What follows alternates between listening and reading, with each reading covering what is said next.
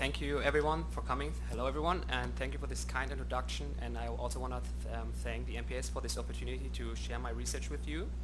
So my name is Samy. I'm a PhD student in the Helmholtz Institute for Pharmaceutical Research Saarland, and we are focusing on biological barriers and designing them, and also designing novel carriers for drug delivery purposes. So today I'm going to talk about a novel approach of us to design a 3D hair follicle model to investigate topically administered nano-antibiotics. So I want to start with a brief introduction into the microbiome, the human microbiome, and define it. So basically the human microbiome is the aggregate of all the microbiota on or within humans. And as every other part of the human body and organs, also skin and the hair follicles have their own specific microbiome, also with a huge diversity of different strains. And when there is now a shift of this balanced microbiome towards kind of rather bad bacteria, pathogens like Staphylococcus aureus as a popular example, this can lead to severe inflammation processes and cause awful diseases like acne inversa or folliculitis decalvans. So normally if you want to treat such diseases, you apply and administer some kind of anti-infective. And now for a decade now, scientists know that we can also load nanocarriers with such anti-infectives, because they can really act targeted. So they can enter these hair follicle openings and act at the spot of infection.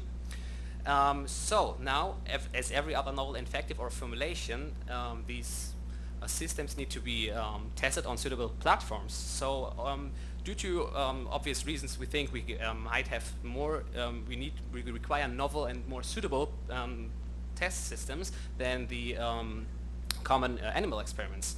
So, however, the current in vitro alternatives are basically limited, because what we have is isolated human hair follicles just swimming inside a nutrition medium, which is not really suitable for topical transport systems.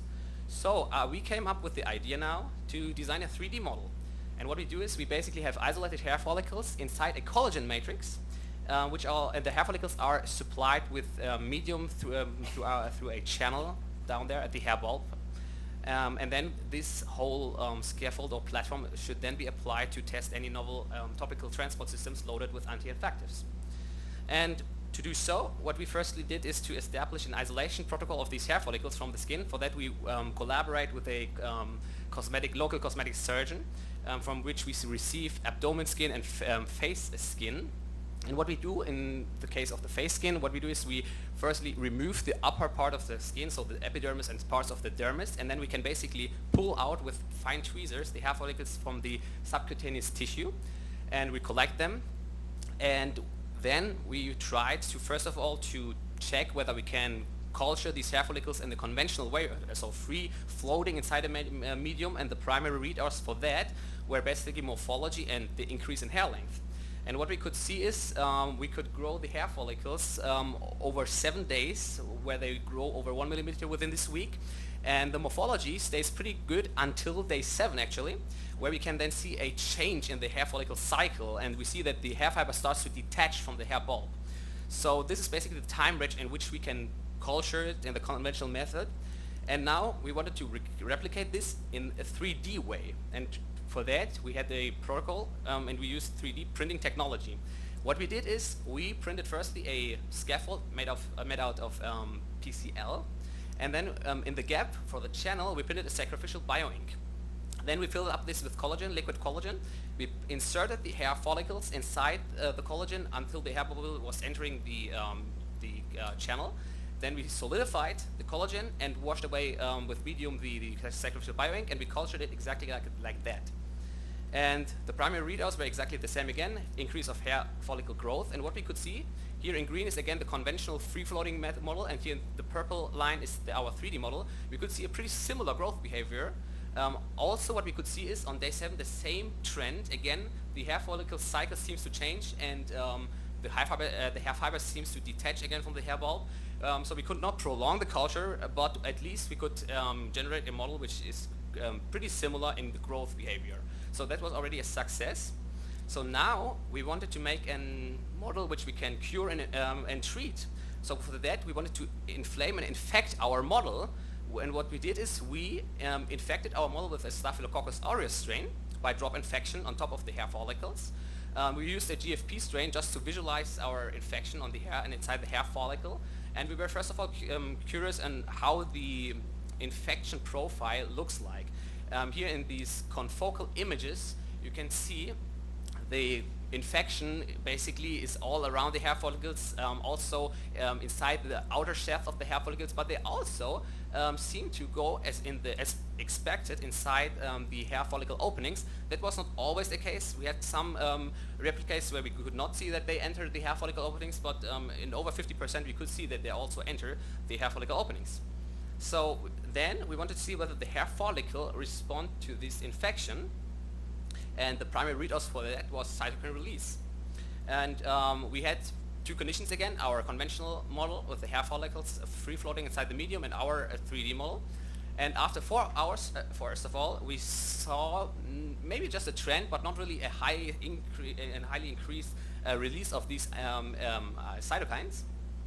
However, after 24 hours, we saw a definite trend that in red, the infected models are showing a increased cytokine release, but we see also a baseline cytokine release of the healthy models as a control, which is probably due to the harsh isolation protocol, which we use to isolate the hair follicles.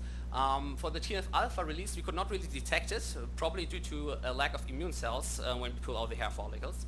But these data indicates that the hair follicles at least respond to the infection, and that was also a nice data set. So then the next step was now to make a proof of concept. Can we treat such a model? And we used for that rifampicin loaded lipid nanocapsules. These particles were provided by a colleague of mine, Tobias Neu, and they have a size of about 145 to 150 nanometers. And they were designed by a micromixing method. We basically then, the idea was just to put the particles on top of it and see how the bacteria die. Here as a control, these are the non-treated hair follicles as a control. So this is the free-floating conventional model. This is the 3D model untreated. This is how the bacteria look after we infect them and do not treat them.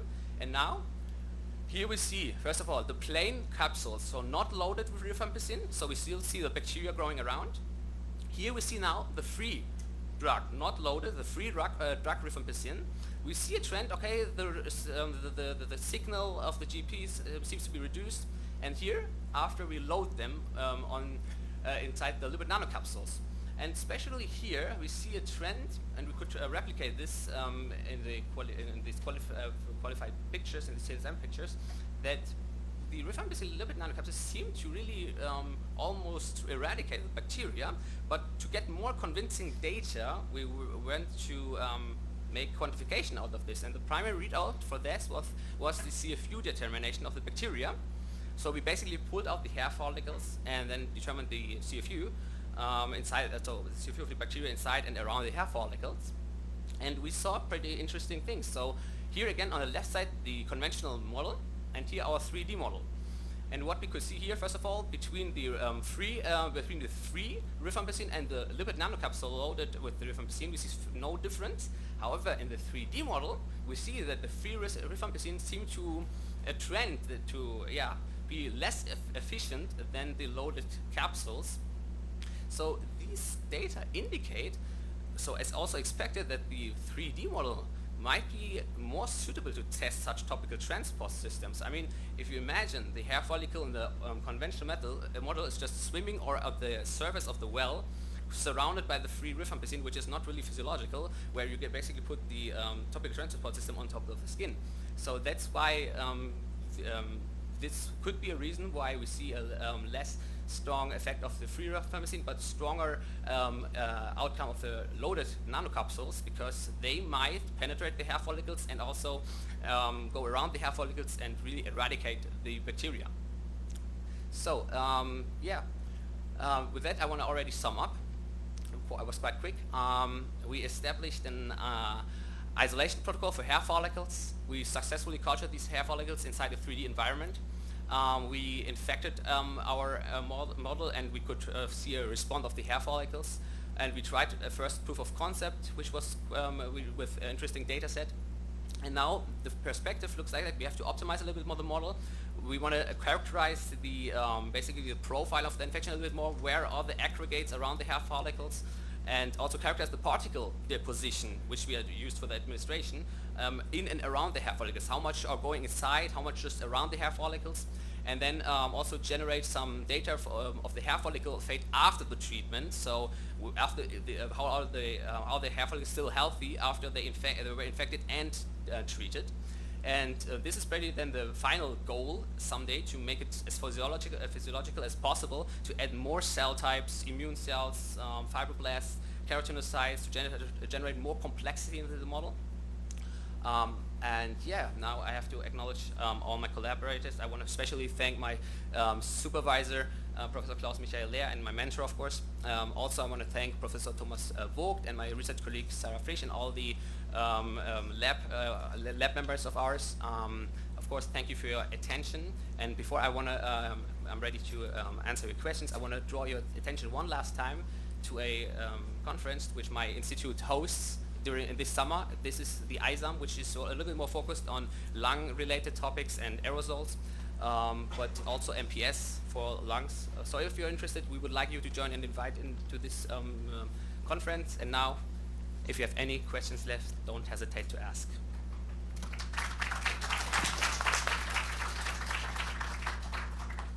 Yeah, thanks a lot, Samy, for sharing your data today. Yeah, we have still a bit of time for questions.